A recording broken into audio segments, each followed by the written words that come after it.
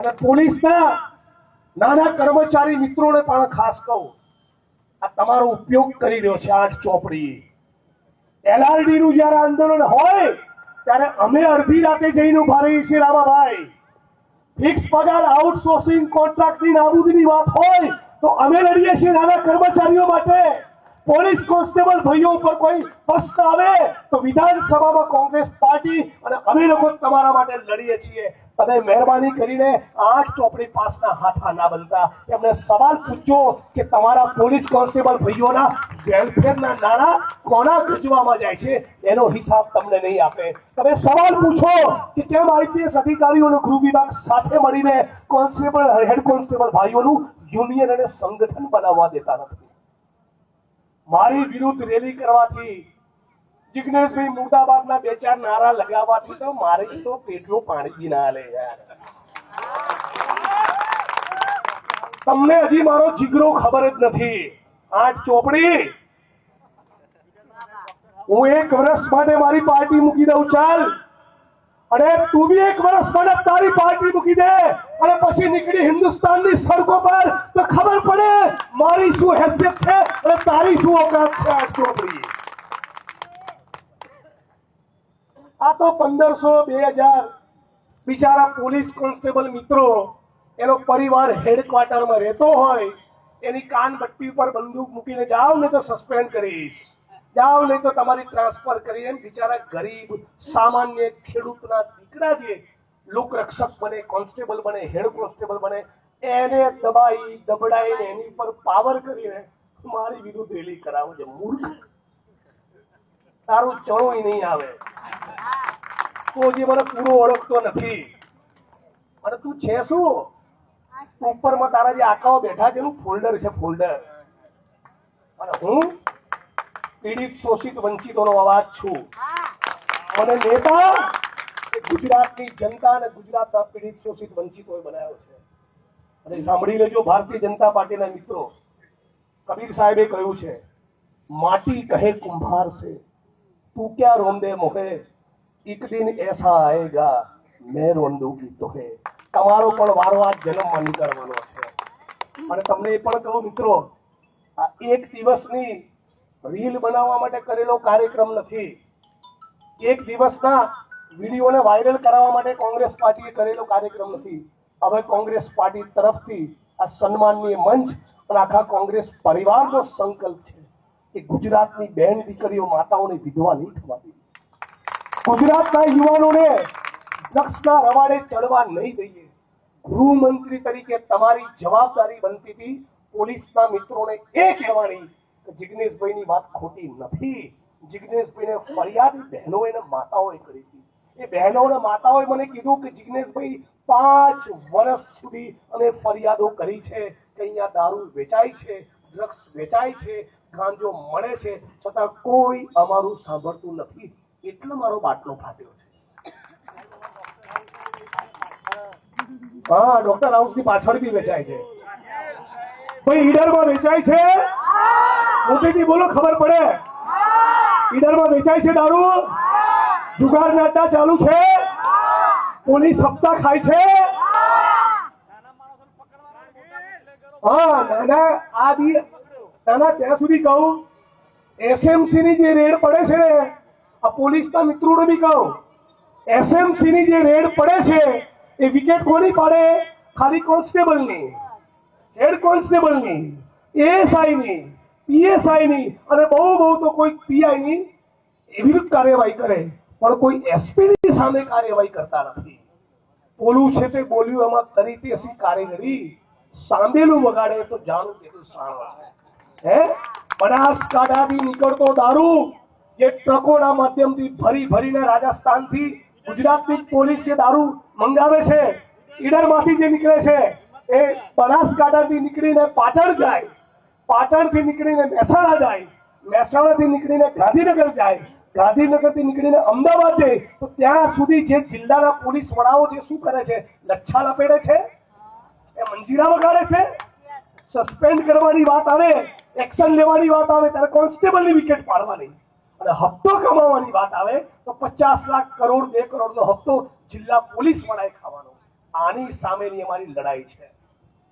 અને ફરી કહું છું, આખા ગુજરાતના પોલીસના મિત્રો માટે જે પણ મિત્રો નિષ્ઠાવાન, પ્રામાણિક અને ઈમાનદારીથી કામ કરે છે એને આખી ગુજરાત કોંગ્રેસ પરિવાર તરફથી અમે સેલ્યુટ કરીએ છીએ. પણ જે લોકો દારૂ, જુગાર અને ડ્રગ્સમાંથી કમાય છે એવા ભ્રષ્ટાચારીઓના તો પટ્ટા ઉતરવા જ જોઈએ. મારી સામે એક નહીં 1000 કાર્યક્રમ કરો, મારા પેટનું પાણી નહીં હલે.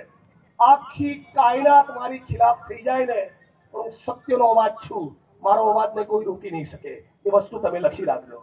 અને એટલું જ નહીં, આ ડ્રગ્સના મુદ્દે તમને બધાના વડીલ મિત્રોને ખાસ કહેવા માંગુ છું, આજની તારીખે તમે તમારા શહેરના મોહલ્લામાં, તમે તમારા ટાઉનમાં, તમારા તાલુકામાં, તમારા ગામમાં મીટિંગો કરી, સમાજના મેળાવડા કરી ડ્રગ્સના દૂષણની સામે નહીં બોલો તો આવતા 5 વર્ષ પછી, 10 વર્ષ પછી આપણા ગુજરાતે પસ્તાવાનો વારો આવશે. અત્યારે જે ગરીબ બહેનો, ગરીબ પરિવાર કોન્સ્ટેબલોની પત્નીઓને, માતાઓને મારી સામે રોડ ઉપર ઉતારી, એ જ મારા ગુજરાતની બહેનના માતાઓ કહેશે કે જિગ્નેશભાઈ તમે સાચા હતા. આ જ બહેનો કહેશે આ મારો વિડીયો રેકોર્ડ કરીને રાખજો. એવા ડ્રગ્સ, કેમિકલના ખતરનાક કેમિકલ ડ્રગ્સ એવા આવી ચૂક્યા છે કે માણસ સોમ, મંગળ, બુધ, ગુરુ 4 દિવસ લે ને તો 5મા દિવસે પોતાની માનવ ગળાનો દોરો તોડીને પણ ડ્રગ્સ ખરીદવા જશે. એટલી ભયંકર પરિસ્થિતિનું નિર્માણ થયું. દારૂનું વ્યસન, દારૂની બધી કદાચ છૂટી જાય તમે એનું રિહેબિલિટેશન કરો, પણ ડ્રગ્સની ચુંગાલમાં એકવાર માણસ ફસાયો પછી એ પતી ગયો. એ દીકરાને કે દીકરીને તમારે ભૂલી જવા પડશે. એટલા ખતરનાક આ ડ્રગ્સો છે. એટલે અત્યારે મને સોશિયલ મીડિયામાં અને મીડિયામાં બદનામ કરવાથી 2-4 દિવસની પબ્લિસિટી મળશે, પણ હર્ષભાઈ, ગુજરાતની આવનારી પેઢી અને વર્તમાન પેઢી સવાલ તો પૂછશે કે 2020 થી 2025ની વચ્ચે આ ગુજરાતની અંદર ગાંધી અને સરદારના ગુજરાતમાં 2.5 લાખ કરોડનું ડ્રગ્સ આવ્યું ક્યાંથી? મિત્રો, સવાલ પૂછવાનું કે નહીં? કોઈક તો મંગાવતું હશે ને. તમારા ગામની અંદર ગોળનો રવો ખરીદનારું કોઈ હોય નહીં તો કોઈ ગોળ વેચવા આવે? તો મતલબ કે ગુજરાતની અંદર કોઈ ખરીદનારું છે. કોણ મંગાવી રહ્યું છે આ ગુજરાતની ધરતી પર ડ્રગ્સ? ક્યાંથી આવી રહ્યું છે ડ્રગ્સ? કોણ છે આના ડીલરો? અને એક વાત કહું, જે પણ મંત્રી એ ગુજરાતની યુવા પેઢીના ભોગે ડ્રગ્સના કાળા કારોબારમાંથી કમાઈ રહ્યો છે એ ગુજરાતની ધરતીનો ગદ્દાર છે, ગદ્દાર. એ પણ છને ચોક કહેવા માંગુ છું. અને પોલીસના મિત્રોને થરાદમાં કીધું હતું, એ વાત રિપીટ કરું, તમારા પગારથી સંતુષ્ટિ રાખો મિત્રો. પગારમાં જીવવામાં મજા છે. તમારા પરિવારના દીકરા દીકરીઓ તમારી સામે સન્માનથી જોશે. પણ જે દીકરાને એવું લાગે કે મારો બાપ એસપી છે, મારો બાપ ડીવાયએસપી છે, અને રોજ હાજર 2-5 લાખનું બંડલ લઈને આવે છે, દીકરાને પણ તમારા માટે સન્માન પેદા નહીં થાય. આ જ દીકરાઓ તમારા ડ્રગ્સની ચુંગાલમાં ફસાશે. અમારા શબ્દો યાદ રાખજો. ઘણા ડ્રગ્સ એવા છે કે ખેત મજૂર અને ગરીબ માણસોને નહીં પોસાય. મધ્યમ વર્ગ ને ઉચ્ચ મધ્યમ વર્ગના લોકો અને જે માણસો ગજવામાં બહુ રૂપિયા ભરાઈને બેઠા છે ને, એ લોકોનો જ પૂછાશે આ ડ્રગ્સ તમારા ઘર સુધી આવવાનું. અને એટલા માટે, અને ચૂંટણીના વોટ સાથે કઈ સંબંધ નથી. ચૂંટણીના 2 વોટ પ્લસ થાય કે માઇનસ થાય, અમુક વસ્તુ તમારે બોલવી પડે. ફરી એકવાર સમગ્ર ગુજરાતના લોકોને આ વિડીયોના માધ્યમથી કહેવા માંગુ છું, ગુજરાતના કોઈ પણ જિલ્લાના, કોઈ પણ તાલુકાના, શહેરના કોઈ પણ ખૂણે ડ્રગ્સનું દૂષણ હોય, મારો સંપર્ક કરો, માનનીય તુષારભાઈ ચૌધરીનો સંપર્ક કરો, વિરોધ પક્ષના આપણા નેતા માનનીય અમિતભાઈ ચાવડાનો સંપર્ક કરો, અને દરેક તાલુકા જિલ્લા કક્ષાએ જે કોંગ્રેસની અમારી ટીમ છે એનો સંપર્ક કરો. શક્ય એટલો પ્રયત્ન આ ગુજરાતમાંથી ડ્રગ્સનું સેવન બંધ થાય, આ ગુજરાતમાંથી ડ્રગ્સનો વેપલો બંધ થાય, એના માટે તનતોડ મહેનત કરીશું. એ વાતનું ગુજરાતની જનતાને મેં વચન આપ્યું છે. અમારા માટે ખાલી એક મીટિંગની વાત નથી. આપણું ગુજરાત આવું.